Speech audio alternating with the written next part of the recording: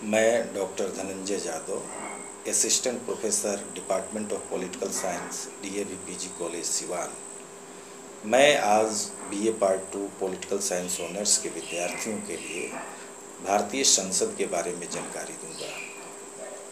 भारत में संसदात्मक शासन प्रणाली को अपनाया गया है। भारत में द्विसदनात्मक व्यवस्थापिका की स्थापना की गई है।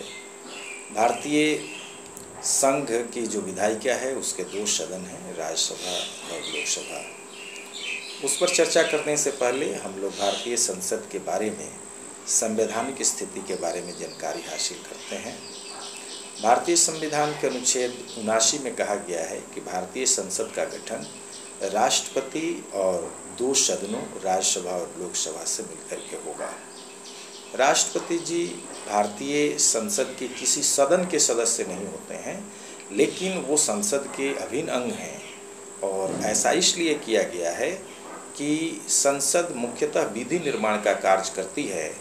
लोकसभा और राज्यसभा से पारित कोई भी विधेयक तभी कानून का रूप धारण कर सकता है जब उस पर राष्ट्रपति जी की सहमति, अनुमति प्राप्त हो जाती है।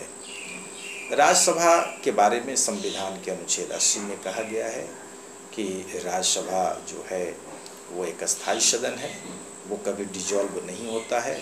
उसके सदस्यों का कार्यकाल 6 वर्ष निर्धारित किया गया है। प्रत्येक 2 वर्ष पर 1/3 सदस्य सेवानिवृत्त होते हैं और उतने ही चुनाव जीत करके आ जाते हैं। राज्यसभा के सदस्यों का जो चुनाव है वो अनुपातिक प्रतिनिधित्व प्रणाली के तहत होता है। इसका मतलब है कि राज्यसभा सदस्य बनने के लिए मतों का एक निश्चित संख्या, जिसे कोटा कहा जाता है, उसे प्राप्त करना जरूरी है। राज्यसभा के सदस्यों की अधिकतम संख्या 250 हो सकती है। वर्तमान समय में 245 सदस्य हैं, जिसमें से 233 सदस्य विभिन्न राज्यों और संघ शासित प्रदेशों के प्रतिनिधि के तौर पर चुने जाते हैं, जबकि 12 सदस्य राष्ट्रपति द्वारा ऐसे व्यक्तियों से चुने जाते हैं जिन्हें विज्ञान, कला, साहित्य या समाज सेवा के क्षेत्र में विशेष ज्ञान या प्रत्यक्ष अनुभव है। राज्यसभा के सदस्य बनने के लिए जो संवैधानिक योग्यता है वो ये है कि कोई भी भारतीय नागरिक जिसने कम से कम 30 साल की आयु पूरी कर लिया है तथा वो पागल या दिवालिया न हो तथा संसद द्वारा समय समय पर बनाई गई विधि के तहत उसे चुनाव लड़ने से वंचित नहीं किया गया हो, तो वो राज्यसभा का सदस्य बन सकता है।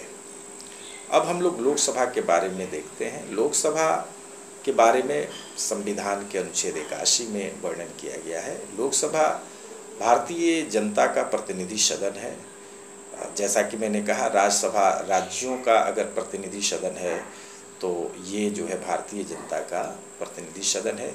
इसके सदस्यों का चुनाव जनता द्वारा प्रत्यक्ष रूप से किया जाता है। वयस्क मताधिकार के आधार पर चुनाव संपन्न होता है। आप लोग जानते हैं कि वैसे भारतीय जिनकी आयु कम से कम 18 साल हो गई है, जिनका मतदाता सूची में नाम है, उनको वोटिंग राइट भारत में प्राप्त है। तो उन्हीं लोगों से लोकसभा के एमपी जो हैं वो चुन करके आते हैं।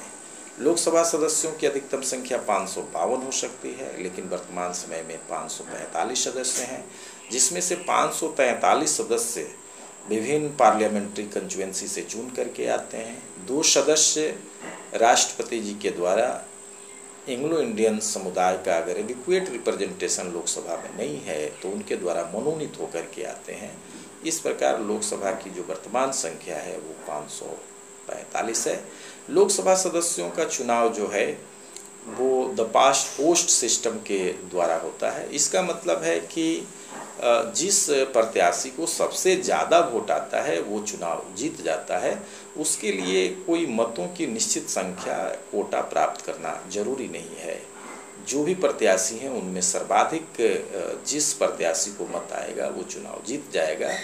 तो इसी प्रणाली को जो है द पास्ट पोस्ट सिस्टम कहा जाता है। लोकसभा और राज्यसभा दोनों मिलकर के देश के लिए विधि निर्माण का कार्य करती है। दोनों मिलकर के मुख्यतः देश के लिए जो कानून का निर्माण किया जाना है वही कानून ये बनाने का कार्य करती है। फिर भी लोकसभा और राज्यसभा की शक्तियों में कुछ अंतर है। लोकसभा जो है वो विधायिका का लोकप्रिय सदन है, निम्न सदन है। और भारत में जब राज्यसभा और लोकसभा की शक्तियों का अगर हम लोग तुलनात्मक रूप से अध्ययन करेंगे तो निश्चित तौर पर लोकसभा को कुछ ज़्यादा शक्तियाँ प्राप्त हैं, लेकिन इसका मतलब ये नहीं है कि राज्यसभा को कम शक्तियाँ प्राप्त हैं। राज्यसभा को भी कुछ ऐसी शक्तियाँ प्राप्त हैं जो लोकसभा को प्राप्त नहीं है। जैसे भारतीय संविधान के अनुच्छेद 249 में राज्यसभा को ये अधिकार दिया गया है कि वो किसी राज्य सूची के विषय को राष्ट्रीय महत्व का घोषित कर सकती है और उस पर भी संसद कानून बना सकती है। इसके अलावे अनुच्छेद 312 में राज्यसभा को नई अखिल भारतीय सेवाओं के सृजन करने से संबंधित अधिकार दिया गया है। तो हमारे यहाँ लोकसभा और राज्यसभा मिल करके कानून निर्माण का कार्य करती है। इसके अलावे और कार्य के तौर पर हम ये बोल सकते हैं कि जैसे वो राष्ट्रपति और उपराष्ट्रपति के चुनाव में भाग लेती है, राष्ट्रपति और उपराष्ट्रपति का जो रिमूवल है उसमें भी भाग लेती है। तो लोकसभा और राज्यसभा मिल करके भारत में सामान्यतः विधि निर्माण और अन्य कार्यों को संपादित करती है। तो आज हम लोग इतना ही जाने, अगले क्लास में कुछ नई बात को और जानेंगे। धन्यवाद।